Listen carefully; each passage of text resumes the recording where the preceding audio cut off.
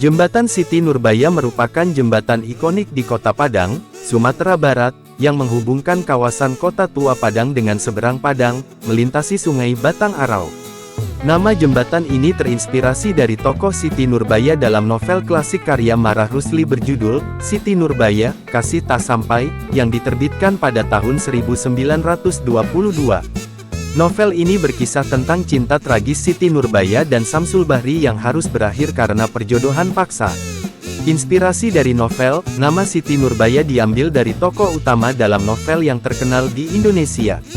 Cerita ini mengisahkan cinta tragis antara Siti Nurbaya dan Samsul Bahri, di mana Siti Nurbaya dipaksa menikah dengan Datuk Maringgi demi membayar hutang orang tuanya. Cerita ini sering dianggap sebagai simbol perlawanan terhadap perjodohan paksa dan ketidakadilan sosial di masa itu.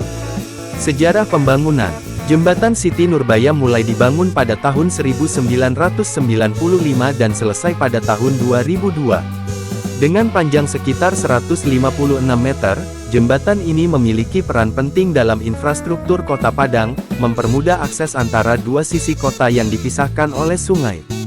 Selain fungsi transportasi, jembatan ini juga menjadi destinasi wisata karena menawarkan pemandangan indah Sungai Batang Arau dan Gunung Padang.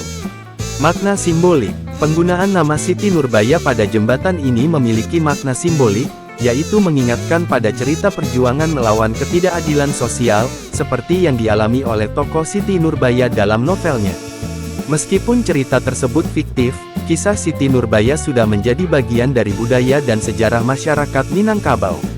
Sebagai destinasi wisata, jembatan Siti Nurbaya menjadi salah satu destinasi populer di Padang, terutama pada sore dan malam hari ketika lampu-lampu kota mulai menyala, menciptakan suasana yang romantis dan menenangkan.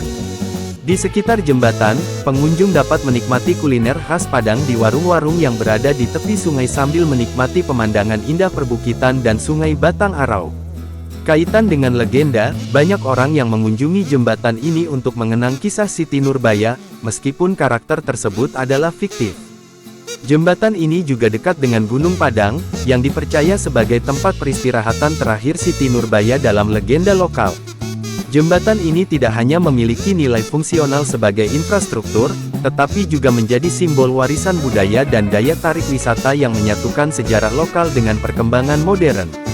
Thanks for watching.